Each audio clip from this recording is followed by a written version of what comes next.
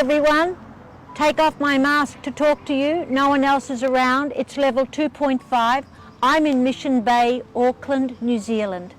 And I'm sitting under the branches of what is a Norfolk pine tree. It's beautiful. In summer, it's a sheer delight. But I feel that I'm in the presence of a great giant, and indeed it is. Actually, Norfolk pines do very well in New Zealand and in Australia, and they come from an island right between New Zealand and Australia.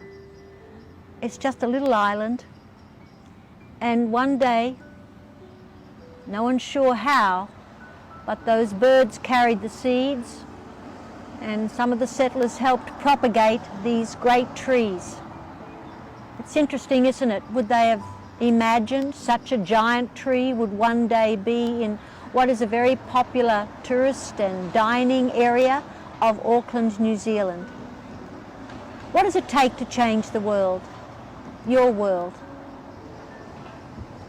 Our world is changing rapidly all around us. And you're either a part of it or you're just a spectator. And often we can feel like a spectator. I looked carefully at the quote today on my calendar. I didn't bring it with me, but Ming will put it on for you at the end. It's by Anne Frank. And she's saying, isn't it wonderful? You don't have to wait to start changing the world. Now, do you know Anne Frank? Some of you do. But she was a 13-year-old Jewish girl who, in her imprisonment, wrote a diary. The imprisonment was really self-made because her family were hiding from the SS, the German occupation, during World War II. Her dad organized in the walls of his factory for his family and a friend's family and a couple of employees to be hidden until the war finished, and people brought them food and everything. And she wrote that about changing the world from inside those walls, and no one read the diary until after her death. She died of typhus in a concentration camp just near the end of the war. Only her dad survived. Now, her life is another subject of many Pauline's places perhaps, but this quote about what do you do? I'm just sitting here. What do I do to change the world? Anne Frank was in a self-made prison. She was a Jewish girl in a part of the world that wanted to exterminate the Jews. She didn't know her diary would change the world, but it's changed many people's lives, given them courage when they think their adversity is too much. It's given them an insight into their own young life, just to read someone else's young life. Well, you know, I'll tell you about this mask. We're supposed to wear them when we're in restaurants or, you know, when we're not eating or when we're in close proximity to people.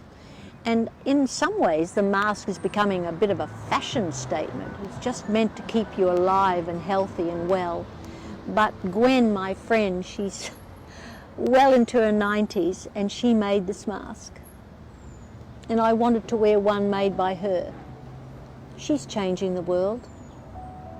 Beautifully made, and each one differently made.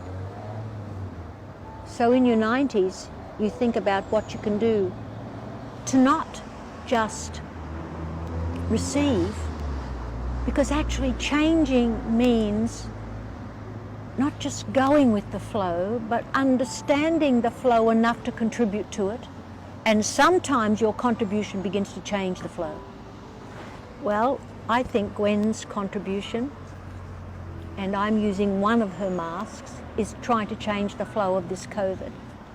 I'm here in Mission Bay, and some of the businesses, despite all of the goodwill of people, really struggle. Are you struggling? Anne Frank struggled in that prison for over 2 years, and then finally she lost the struggle against finding life. struggle isn't a bad thing. It's how we struggle and what we do at the time of struggle. I hope that Pauline's Place gives you encouragement. Do something really good today. There's still a lot of today left, and it'll help you for tomorrow. I'm going to think of Gwen. You know, I couldn't sew a mask if I tried, but I can do other things. And so thank you for talking with me today. Thank you for your thoughts. And may God's presence and peace be with you, give you courage. See you tomorrow.